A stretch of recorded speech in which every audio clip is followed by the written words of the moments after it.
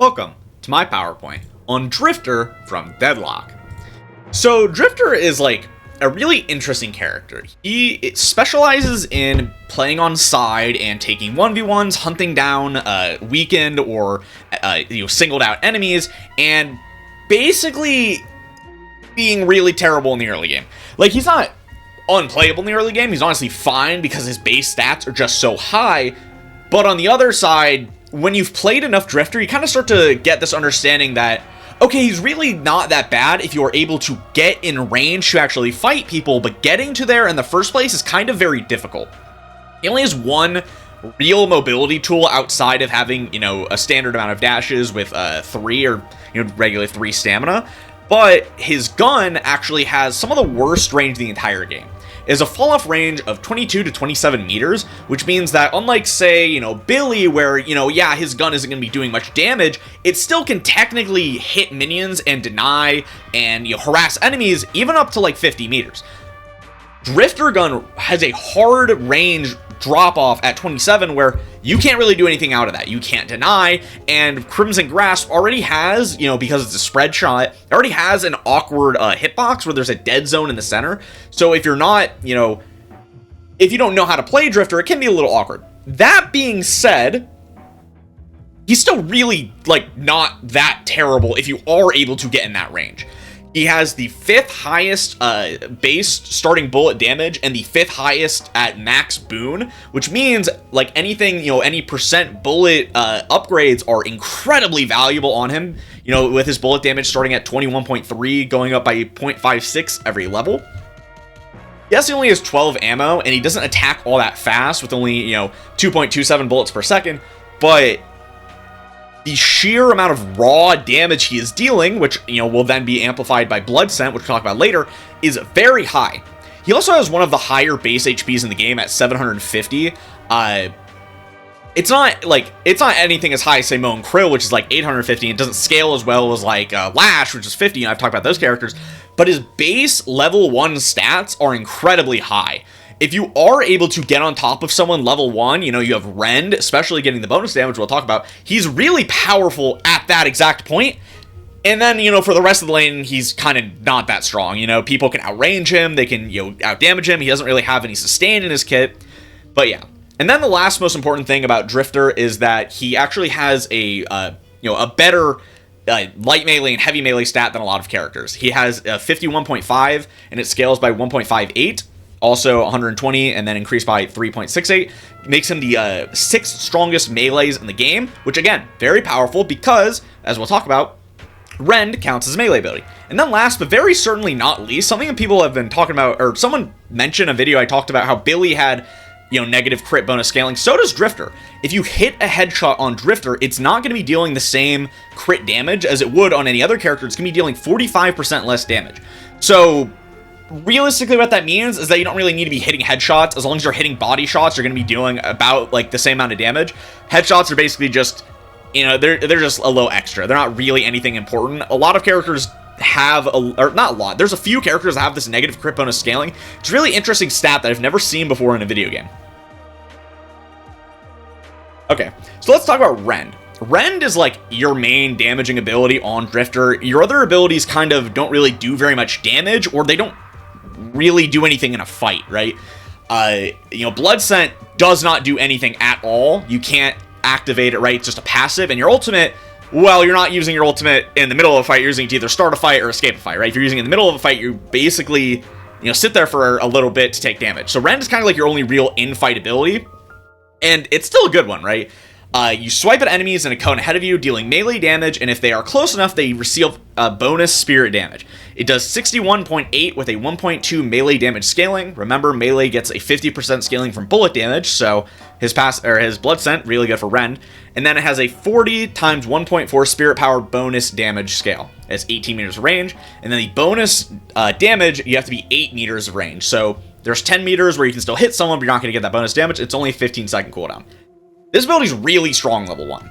It does 101.8 before you include any of the scalings, which I don't know the exact math of what it would be with his base thing. I don't know.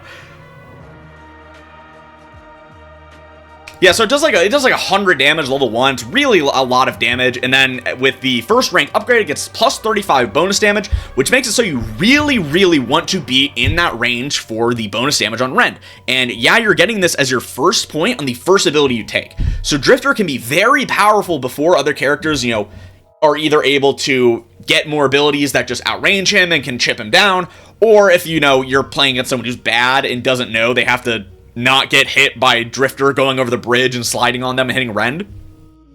Usually what I like to do when I'm playing Drifter is, you know, I'll double jump on the bridge, I'll vault into a slide, because that's something you can do in this game, to get extra movement, and I'll fall off of the bridge in the Rend animation, because it does have a little startup animation, to hit people, get them off guard, and a lot of people are really, you know, admittedly, right, I'm playing in, like, whatever the green one is. I'm at, like, I think it's like Alchemist or whatever, Arcanist, whatever which one it is. I'm like Arcanist 4 or 5 right now, so I'm playing against a little bit better players, right?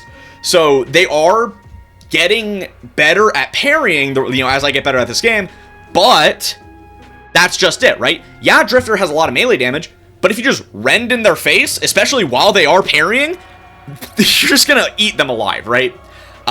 Something that I like to do a lot is if I do see someone parry, I'll Rend right away and then go for a heavy melee right after, because you can after the animation for Rend finishes, you can start your heavy melee basically instantly.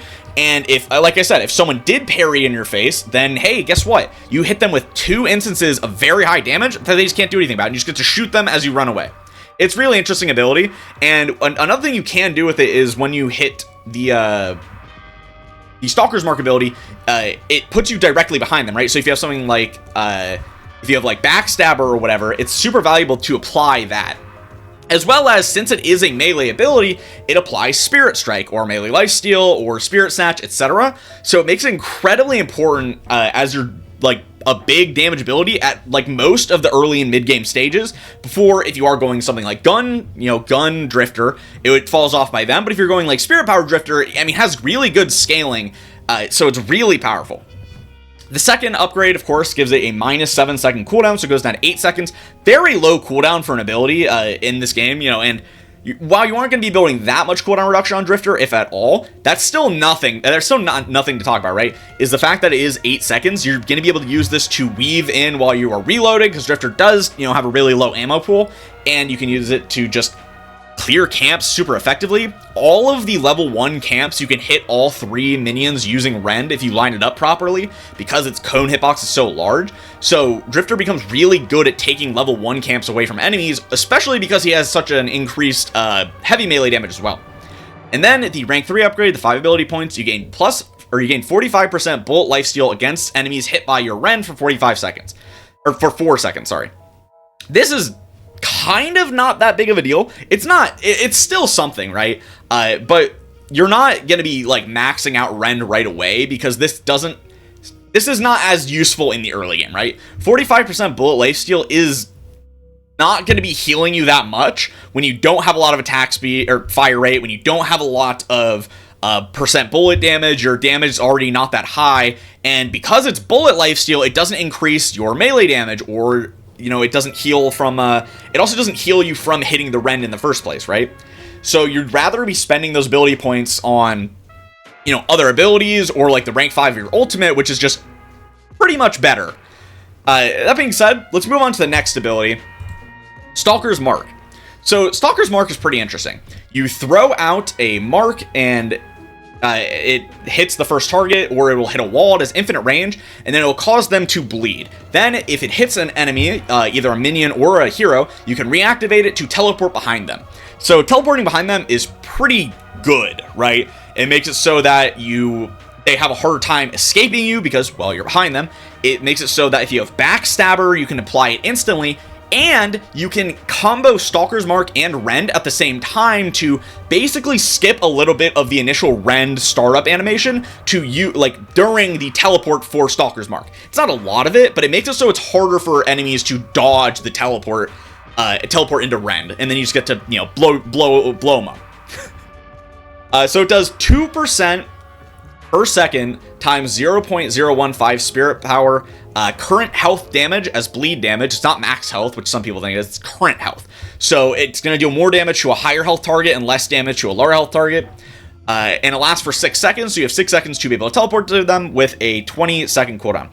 If you teleport, it doesn't take away the bleed. I actually saw someone talking about that on Reddit, and no, it does not take away the bleed if you do teleport to them. The level 1 upgrade is plus 1% bleed damage. This is kind of not really anything.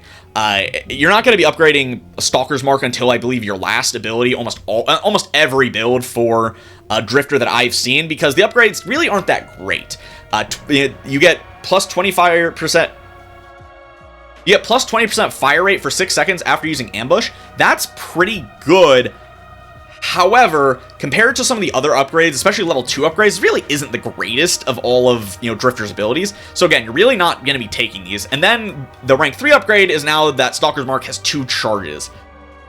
Again, you're really only going to be getting these in the ultra late game because Stalker's Mark just isn't the greatest ability to upgrade. It doesn't lower its cooldown, and the upgrades themselves aren't the greatest, but that doesn't mean Stalker's Mark isn't an important ability. This is your only way to actually get onto people as Drifter. It's not very difficult to hit, but it is a little slow, so you do have to get good at timing it if you are going to be using it, but come on.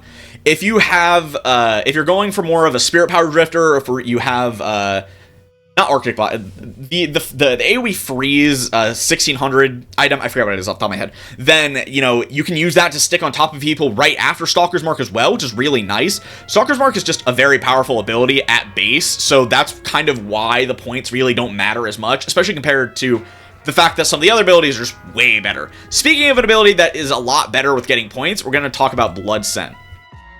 So Blood Scent is obviously Drifter's main gimmick, right? Isolated heroes leave a trail as they move and emit their heartbeat from afar. You deal amplified damage against isolated heroes, and killing them grants you permanent weapon damage.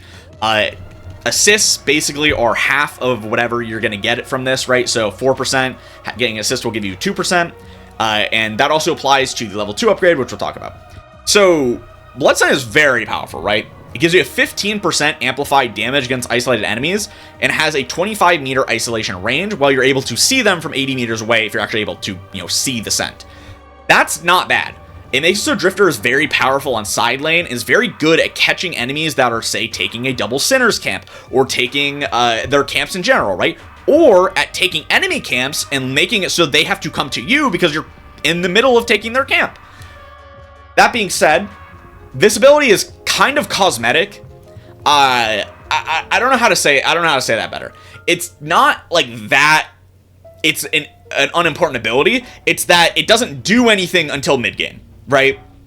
In lane, you're rarely going to be getting value from the isolation because, well, you have an opponent. You have 2 lane opponents. If they're not super far away for whatever reason on the opposite sides of the lane, right, one on the left, one on the right, you're not going to be getting value out of it. And you're only going to be getting the permanent weapon damage if you kill an isolated hero. So you would have to double kill your lane opponents, which isn't impossible, right? Drifter does a lot of damage, and if you have a good lane, he can be very powerful. But it's not a guaranteed thing. So what I do is I kind of ignore this ability. Yeah, I use it. Yeah, I put points in it. And if I'm, taking camps, I will definitely look out for if I see a blood trail. But you don't need to focus on this ability. I've seen so many times where people will play Drifter, they will go down side lane, and they will try and take 1v1s, die on repeat, and be completely useless. That doesn't matter. If you just take, 2v2 fights, 3v3 fights, and you win those fights, and you kill all of them, you're still going to get at least 1 stack of Blood Scent. Sometimes you can even get more, right? If they do run far enough away from each other. It's definitely possible, and I personally feel like that's the best way to use this ability. Use it like it is something that is there, but it's not the main priority of your kit. You can pretty realistically get, plus 20, plus, 24, plus 28% weapon damage by your mid-game, and that's just a bunch of free souls at that point, right? Think of it as just a passive that if you're playing decently, you're playing well, you're picking up a couple kills, you'll get some extra free damage out of it as you scale, and Drifter does scale quite well because, like I said, he gets permanent bonus weapon damage as long as you're, winning fights with your team. So you can realistically end games with, 40, 50, 60% permanent weapon damage just from Blood Scent, and you weren't even, just stomping one person on side lane the whole time. You're just playing with your team, getting, kills where you can, and it's very effective. The rank 1 upgrade, of course, gives you +2 move speed when around an isolated enemy hero. That's, actually quite big, especially when you consider the move speed that you will get from your ultimate, which we'll talk about. Drifter can be very fast when hunting down one isolated target. On isolated kill, reduce the cooldowns of your abilities by 15 seconds and restore stamina by 3. Like I said, on an assist, this restores half of the abilities and the stamina. But this is the main reset of Drifter. If you are playing Drifter and you are super far ahead and you start resetting on Blood Scent, you can very easily take down multiple groups of people by yourself if you are far enough ahead because of this reset. You're able to keep taking people who keep going into you one by one over and over again because either A, they're not very good at the game, or B, you're able to isolate them by, having good movement around the map. You are taking, bounce pads, you're using wall jumps appropriately to get yourself and the closest person far enough away that you're getting the isolated damage so you can get this reset, and you basically just become a reset machine. It's not the most useful in the average game because, well, that's not really happening when you have good players. Rarely are you getting into straight 1v1s against really good players. They'll usually be there to cover their team, or, or they'll just run away. It's not that Drifter can't catch on to people, he's just not the greatest at it, right? He does have Stalker's Mark, but like I said, that's kind of really all he has. So, yeah. So sometimes he does have a hard time sticking onto people and getting value out of this second tier upgrade, but you still definitely want to get the rank 3 upgrade before you're going to go for, rank 3 on Rend or, Stalker's Mark, because it gives you plus 10% amplified damage. So dealing 25% damage to an isolated target is a lot of extra damage, especially when you're probably going to have, 10, 20% permanent bonus weapon damage in your mid game just for free. So dealing, effectively 50% bonus damage on top of Drifter's very high base bullet damage, you're going to be building a lot of gun in most Drifter builds, and this applies to his, It applies to his melee, so he gets more damage on from the permanent weapon damage. So it gets more melee or more damage on Rend. He just starts blowing people up if you are able to get them isolated in this mid game. Of course, like I said, that doesn't really happen. But in a perfect world or really low elo, that's kind of how Drifter works. In an elo where people at least understand how to play the game, mainly this is just a passive ability. You get a couple kills, it's fine, right? Blood Scent's not that bad. I've seen a lot of people talk about how terrible of an ability it is. It's really not that bad. It's not amazing by any means, but it's fine, right? It's not even the most important ability in his kit. Drift Roll is highly situational, but it's really good in a lot of situations, is the thing. Surround nearby enemy heroes in darkness, severely limiting their vision of other units. Affected enemies are briefly revealed. You gain bonus sprint speed, and your attacks proc spirit damage for the duration. It reduces enemies' vision to 15 meters. You gain 7 times 0.2 spirit power damage extra on your shots. You get plus 3 meters per second sprint speed. It lasts for 7 seconds, has a 100 meter range, is one of the largest in the entire game, and has a 130 second cooldown with only hitting 2 targets. Woo! So this ability is very powerful for a couple of reasons. Yes, it's good for disorienting enemies and making them panic and they don't really know what to do, so they'll run away or play really stupid. But when you play against better enemies, right, as you climb the ranks, you play against better players, that's not really going to happen.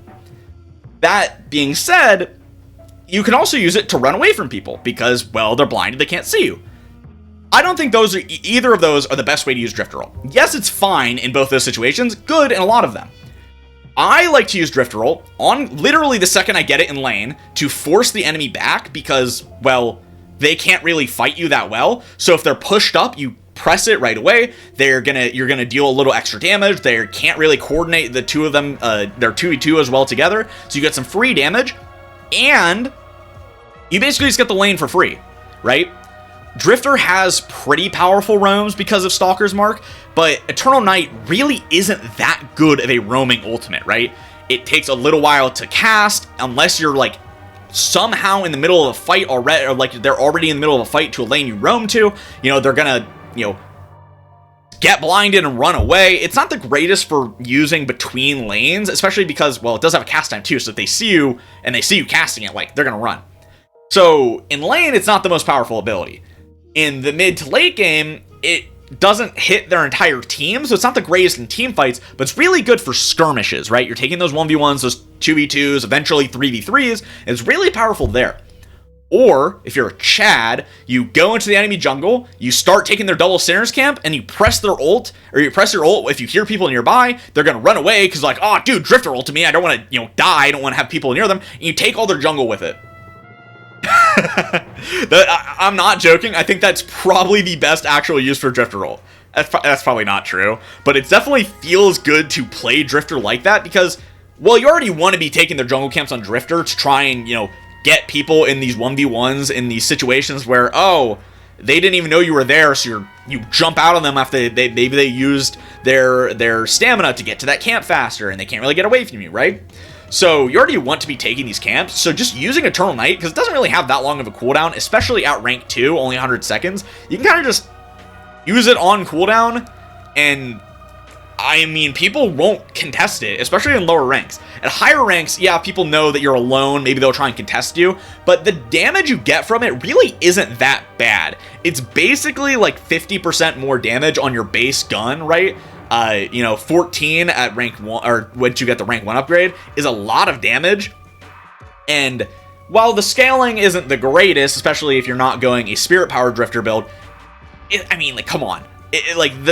Pressing this ultimate, once you get max rank, it'll last for 9 seconds. You have 9 seconds of effectively getting 50% bonus damage while you're fighting people. You get 6% bonus sprint speed, which Drifter, he's not the fastest character at base, but once you have this, he's really fast, especially with the isolated movement speed bonus from Blood Scent. And then, come on. People panic when they are blinded. Panicking in real life is like a really powerful crowd control ability because people don't know how to deal with panicking, right? The best way to deal with being surprised and panicking in a video game is to have a reliable muscle memory to be able to get out of that situation.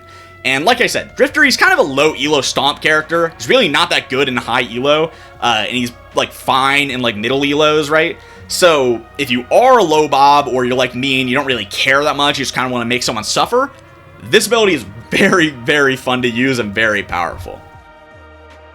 Okay, so let's talk about Drifter items. Drifter is an interesting character. You can go a lot of different items on him. I like this build. It's by Zera. It's Gun Drifter, basically, right? And you're abusing the fact that Drifter's mid-game is really where he's at his most powerful.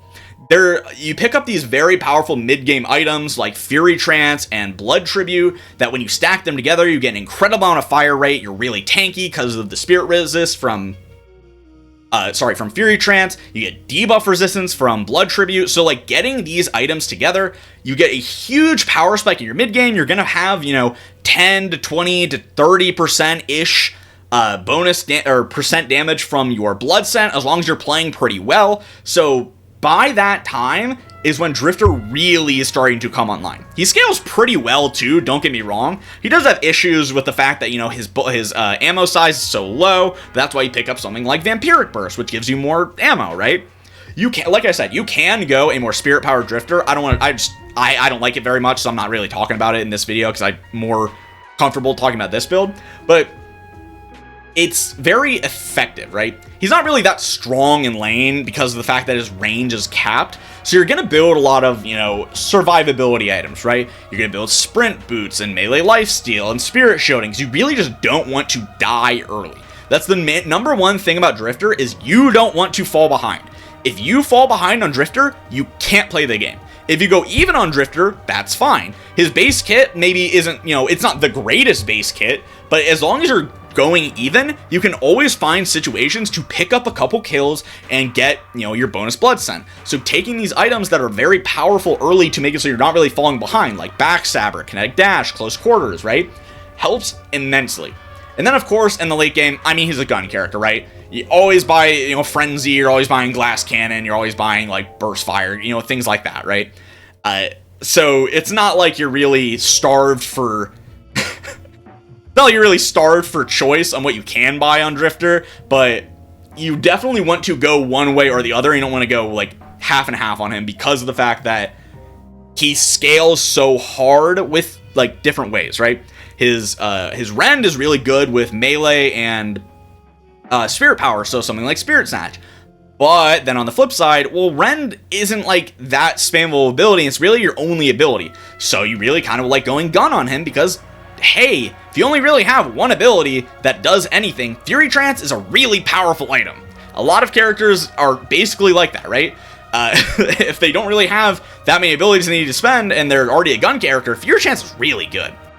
Yeah, Drifter's really cool. He does a good amount of damage. He's pretty tanky because he has really high base health. He is, a lot of melee damage because he has, better melees and rend. He's just a really interesting character that's not the easiest to itemize against either because he kind of does all three kinds of damage. Not that much of spirit, but he does do a decent amount. So he really feels like he feels so much better when you are ahead than other characters feel.